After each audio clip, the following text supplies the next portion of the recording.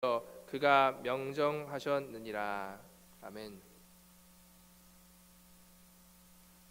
오늘 그날이라는 그 제목을 가지고 여러분들과 함께 말씀을 나누기 원합니다. 아마 누구나 한 번쯤은 왜 악이 선을 이깁니까? 라는 그런 질문을 해보신 적이 있을 겁니다. 한 번이 아니라 여러 번일 수도 있을 것이에요. 우리가 세상을 살아가면서 크고 작은 일들을 우리가 만나게 됩니다. 근데 그 가운데에서 아무리 봐도 저 악한 자가 왜 이렇게 그 삶이 표면적으로 바라봤을 때에 잘 되고 승승장구하면서 저렇게 나아가는가? 반대로 저 사람은 참 의인인데 왜 맨날 고통 가운데에 거하고 저렇게 힘이 없고 다른 사람들이 봤을 때도 잘 덕이 되지 않을까? 그런 삶이 본인의 삶일 수도 있고 또 여러분들 주위를 바라보면서 그런 생각을 해본 적이 있을 수도 있을 겁니다. 이러한 어떤 답답한 가운데에서 우리가 다 이해할 수 없는 그러한 상황 가운데에서 하나님을 믿는 자들도 이런 질문을 하게 됩니다. 하박국 선지자도 이러한 질문을 했습니다. 어떻게 하나님께서는 공의로우신데 이 악을 그냥 내버려 두십니까? 하나님의 택하신 유다 백성들이 이방 나라의 공격을 받고 이방 나라의 그 힘이 센 것을 당해내지 못하는 그런 모습을 보고 하나님 앞에 기도하며 이런 답답한 마음을 호소한 것을 볼 수 있습니다. 왜 악한 자들의 번영을 하나님께서는 허용하십니까? 라는 그 질문을 하박국도 했습니다. 우리 하박국 1장 2절 말씀 우리 함께 보겠습니다. 하박국의 기도인데 하박국의 호소인데 우리 한번 같이 읽겠습니다. 시작. 여호와여, 내가 부르짖어도 주께서 듣지 아니하시니 어느 때까지리이까? 내가 강포를 인하여 외쳐도 주께서 구원치 아니하시나이다. 하박국이 하나님 앞에 부르짖었어요. 그런데 하나님의 움직임이 전혀 보이지 않습니다. 답답한 가운데 하나님, 내가 부르짖어도 주님께서 응답하지 않습니다 라는 그런 마음을 가지고 이렇게 이야기를 한 것이에요. 그런데 하박국이 그것을 느끼지 못해서 그렇지 하나님께서 신실하게 일하고 계셨음이 나타납니다. 하나님께서는 그 배후에서 열심히 하나님의 계획을 가지고 일하셨고, 그리고 끝내는 하박국이 그 당시에는 몰랐지만 결국은 하박국이 그것을 깨닫고 여호와를 찬송하게 됩니다. 사실 우리가 이렇게 답답함과 하나님, 이런 일들이 어떻게 일어날 수 있습니까? 라는 이해가 안 되는 상황들이 있지만 분명한 사실은 하나님께서 그 사건마다 그 순간순간마다 하나님께서는 주관하고 계시고 나타나지는 않지만 하나님께서는 일하고 계시다라는 사실은 분명하다라는 것입니다. 오늘 본문도 바로 하나님께서 이방 여러 나라들을 심판을 하십니다. 표면적으로 그 힘이 강하고 막 교만하고 그래서 약한 나라를 그렇게 괴롭혔던 그 나라들, 그때의 그러한 부분들을 바라보면서 왜 저 나라들 멸망하지 않고 저렇게 힘을 자랑하면서 저렇게 그 나라가 번성할까라는 그러한 일들을 이들이 호소했을 때에 하나님께서 예레미야 후반부에 보면 한 나라 한 나라씩 심판하시는 그런 모습을 볼 수 있습니다. 본문에서도 이 블레셋 사람에 대하여서 하나님께서 말씀하시는 그 내용이 나타나고 있습니다. 이 블레셋은 분명 굉장히 강한 나라였어요. 이것을 사무엘상 4장 2절에서도 우리가 볼 수 있습니다. 사무엘상 4장 2절 우리 함께 보시겠습니다. 이스라엘을 대하여 항오를 벌이니라. 그들이 싸우다가 이스라엘이 블레셋 사람 앞에서 패하여 그들에게 전쟁에서 죽임을 당한 군사가 4,000명 가량이라. 우리 계속해서 다음 구절 보겠습니다. 블레셋 사람이 쳤더니 이스라엘이 패하여 각기 장막으로 도망하였고 살육이 심히 커서 이스라엘 보병이 엎드러진 자가 3만이었으며, 이스라엘과 블레셋의 전쟁을 지금 이 상황에서 이야기를 하고 있는데 이스라엘이 완전히 패한 그 상황을 이야기하고 있습니다. 그 앞에서 엎드려진 자의 보병의 수가 3만이다라고까지 그렇게 이야기를 하고 있습니다. 완전히 참패죠. 하나님의 백성 이스라엘, 하나님께서 선택하신 백성 이스라엘이 이방 나라 블레셋에게 완전히 짓밟힌 그 모습을 이 본문에서 그대로 이야기를 해주고 있습니다. 이 모습을 바라보면서도 표면적으로 분명히 이 블레셋은 이스라엘보다 훨씬 더 강하고 그리고 이스라엘을 공격하여서 승리를 거뒀던 그런 민족입니다. 그리고 이 나라는 우리가 바라봤을 때 악한 나라로 이렇게 이야기를 할 수가 있는 것이 바로 다윗이 골리앗과 맞서 싸우기 전에 이 블레셋 사람들과 전쟁을 벌이기 전에 이 골리앗이 이스라엘을 두고 한 이야기가 있습니다. 사무엘상 17장 10절 말씀을 함께 보시겠습니다. 그 블레셋 사람이 또 가로되 내가 오늘날 이스라엘의 군대를 모욕하였으니 사람을 보내어 나로 더불어 싸우게 하라 한지라.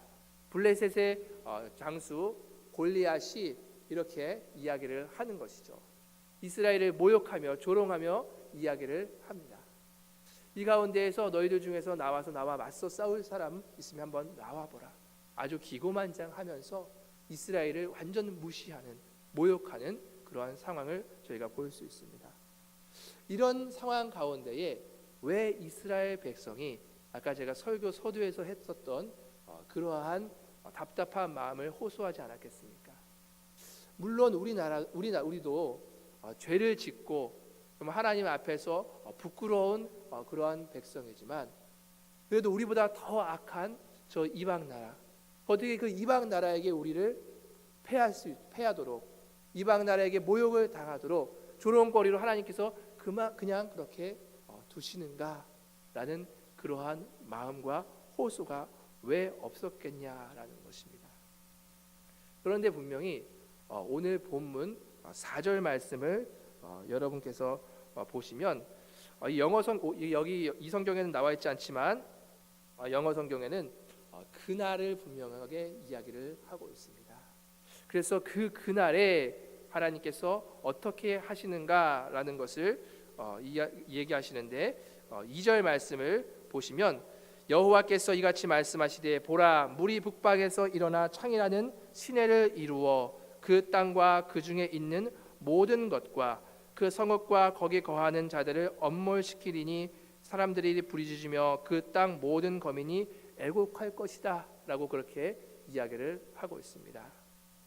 이 그날 바로 여호와의 날이라 얘기하죠. 이 심판의 날이 분명하게 있음을 이야기합니다. 이들이 답답함을 호소하고 하나님 어떻게 악인들을 저렇게 번성하고 우리를 조롱하고 우리를 짓밟아 무너뜨리는데도 하나님께서 가만히 계십니까? 라고 하지만 하나님의 측면에서는 이 그날을 준비하고 계시는 것이에요. 그리고 이 그날이 이르렀을 때에 어떻게 되는가라는 것을 바로 2절에서 그렇게 이야기를 해주고 있습니다. 물이 북방에서 일어나 창이라는 시내를 이룬다라고 그렇게 2절에서 이야기를 하고 있는데 이것은 우리가 지난 목요일 날도 애굽에 대한 묘사로서 봤지만 이 애굽을 묘사할 때에 이 나일 강물이 범람하는 것과 같이 온 평야를 덮을 것이라라고 애굽을 그렇게 묘사를 합니다. 그리고 아수르 군대를 묘사할 때도 그러한 표현을 씁니다. 이것은 뭐냐면 물이 완전히 그 범람하여서 그 평야를 다 덮어 휩쓸 정도의 강한 군사력을 그렇게 표현하는 것입니다. 이 바벨론은 이와 같이 굉장히 강한 군대가 일어나서 바로 이 물과 같이 물이 범람하는 것과 같이 이 블레셋을 완전히 덮어서 휩쓸어 버릴 것이다 라는 그것을 이야기합니다. 이로 인하여서 결국은 그렇게 기고만장했던 그 화려한 전력을 가지고 있었던 그 블레셋이 결국 부르짖고 울부짖을 것이다 라고 그렇게 이야기를 하고 있습니다. 그들의 상황을 3절에서 오늘 본문에서 이야기를 하고 있는데 군마의 발굽소리가 막 옵니다. 이 힘센 것에 굽치는 소리와 달리는 병거의 바퀴가 울리는 소리에 아비의 손이 풀려서 그 자녀를 돌아보지 못한다라고 그렇게 이야기를 합니다. 이 군마의 발굽 소리는 적군이 굉장히 그 진군이 아주 빠르게 지금 다가오고 있음을 이야기를 합니다. 물이 범람하여 덮쳐서 완전히 휩쓸 것 같은 그런 강대한 그 군대가 일어나서 아주 빠른 속도로 이들 가운데에 다가오고 있음을 그렇게 이야기를 하고 있습니다. 이에 어린 자식들이 뒤에 쳐져도 도망가느라고 아비가 그를 돌아볼 수도 없는 그러한 상황에 놓인 것을 이야기를 하고 있습니다. 자식이 뒤에 쳐져 있는데도 돌아볼 수 없는 그러한 상황, 자신의 목숨을 어쨌든 간에 부지하려고서는 도망가는 그러한 상황, 얼마나 극박한 상황이 이들 가운데에 이루어질 것인가라는 것을 이야기를 하고 있습니다.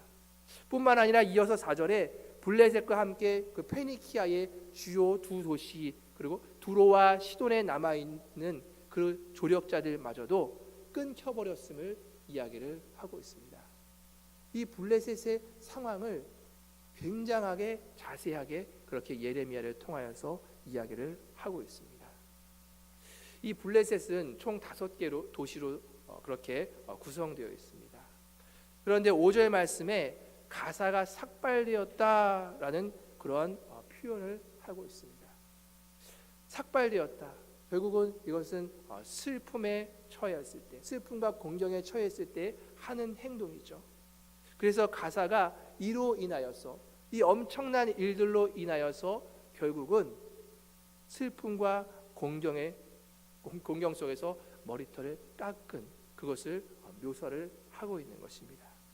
또한 5개의 블레셋 도시 중에서 한 도시 아스글론에도 그렇게 이야기를 하는데 그들에게 남아있는 평지가 완전히 멸망된 것을 이야기를 하고 있습니다. 이 두 블레셋의 마을은 남은 힘과 병력을 완전하게 다 소진한 그러한 상태입니다.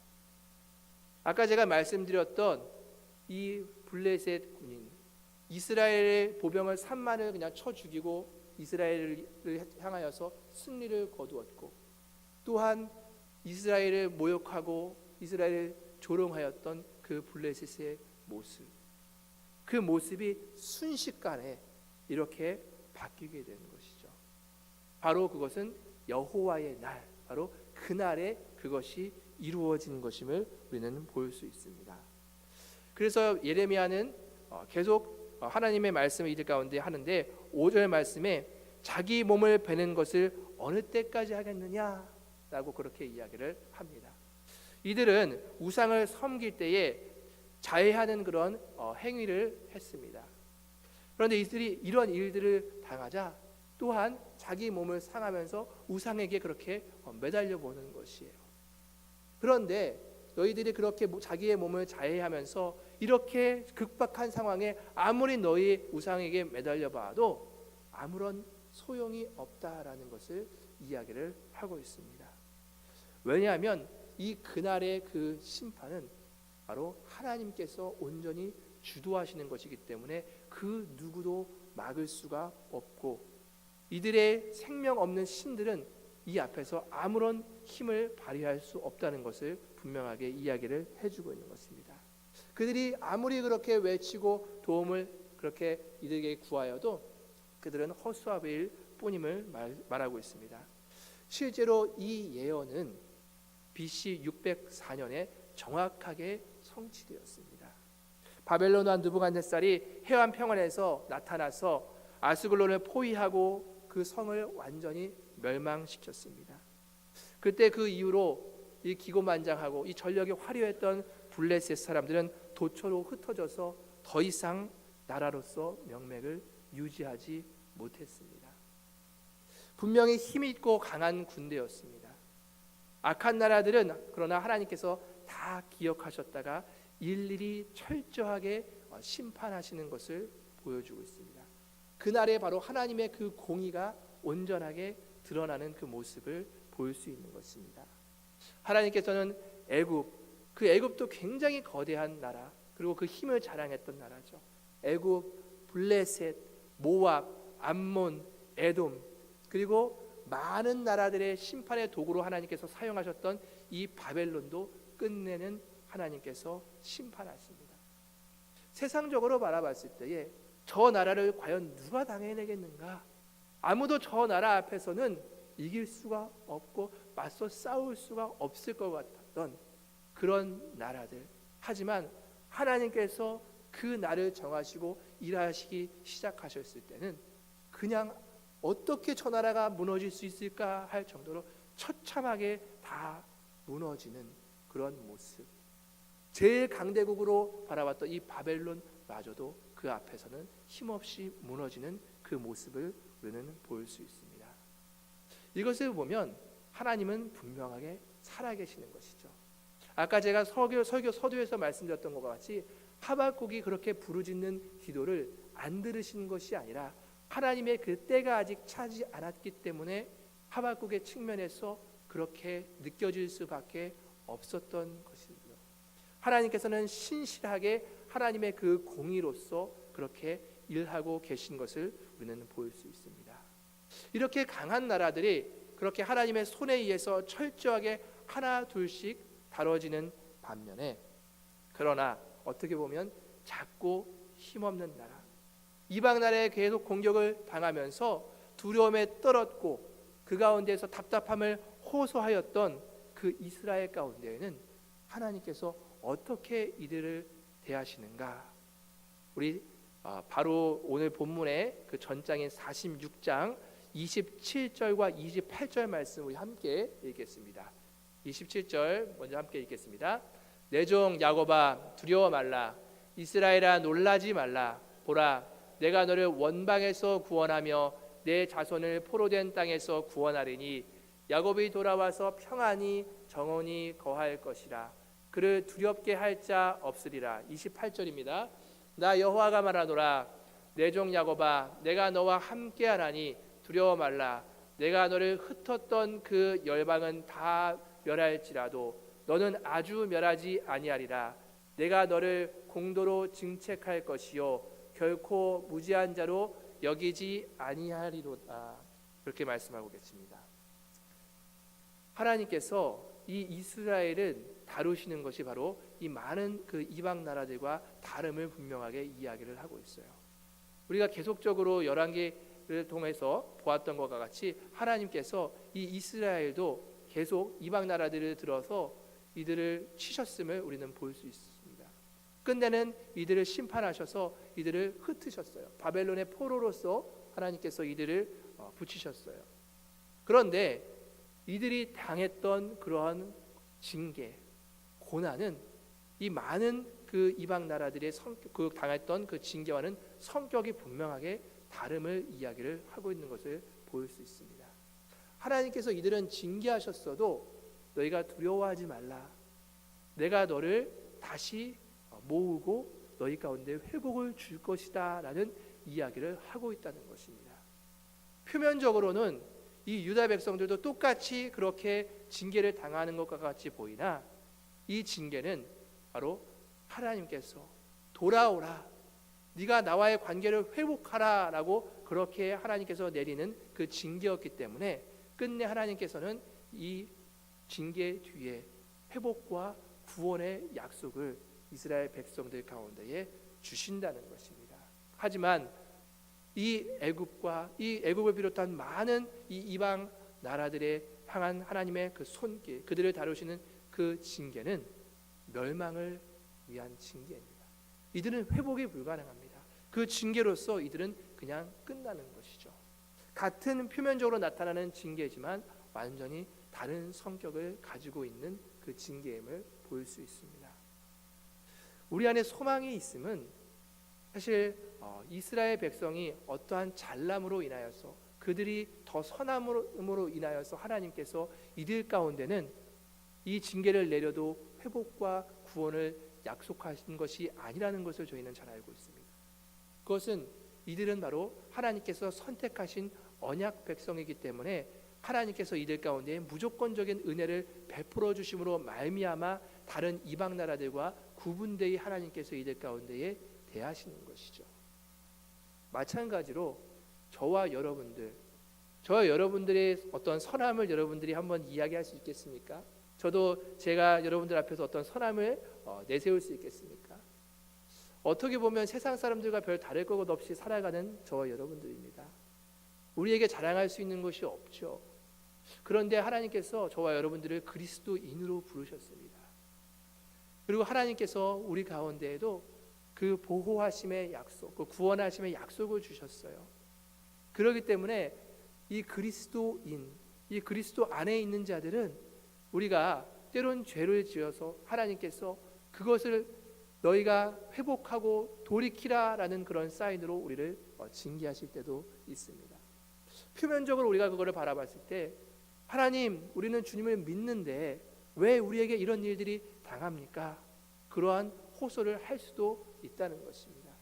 또 그런 것이 아니더라 할지라도 우리에게 때로는 이유 없는 고난도 찾아옵니다.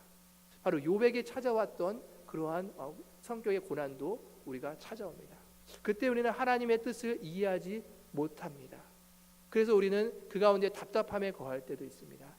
하지만 분명한 것은 오늘 이 말씀을 통하여서도 볼 수 있는 것은 하나님께서 우리 그리스도인, 바로 그리스도 안에 있는 자들에게 당하는 그러한 일들, 고난들, 징계들은 결국 완전한 멸망으로 끌고 가는 그러한 징계와 고난이 아니라는 그러한 사실입니다.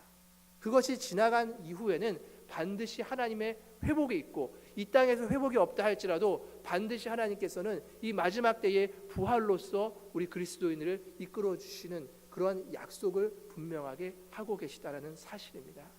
이것이 바로 그리스도인들의 소망이고 우리가 이것을 믿고 나아간다는 것입니다. 하지만 안타깝게도 이 그리스도 안에 속하지 않은 자들은 이 땅 가운데서 살아가면서 아무리 그들의 힘을 가지고 이 땅을 살아가며 그들이 정말 번성하는 것처럼 보여질지라도 그것은 이 땅에서 잠시 하나님께서 허락하신 것일 뿐이고 이 마지막 때 바로 이 그날 여호와의 날에 이들은 바로 이 많은 이 이방 백성들과 같이 철저하게 하나님의 손에 의하여서 멸망의 심판을 받게 된다는 것입니다. 하나님의 그 손길은 그날에 정확하게 움직인다는 사실, 그것이 어떤 이들에게는 굉장히 두려움이 될 수 있고 또 어떤 이들에게는 굉장히 그것이 소망이 될 수도 있습니다. 하지만 우리가 그리스도 안에 있다면 이 날은 우리 가운데에 소망으로 다가갈 수 있는 것이고 우리는 그로 인하여서 우리는 그것을 아는 자로서 우리는 바로 하박국과 같이 하나님을 찬양하면서 나아갈 수가 있다는 것입니다. 우리 현재의 상황을 바라보면서 우리가 억울함과 분노가 왜 없겠습니까? 하지만 우리 그리스도인은 오늘 이 말씀을 기억하면서 하나님은 반드시 일하시는 분이시고 또 살아 역사하시는 분이시고 역사를 주관하시고 전쟁의 주관자 되심을 우리가 기억하는 그 믿는 믿음으로 우리가 그런 가운데에서도 우리가 찬양하며 주 앞에 나아갈 수 있는 그리고 믿음으로써 그 걸음을 걸을 수 있는 저와 여러분들 되시기를 주님의 이름으로 축원합니다.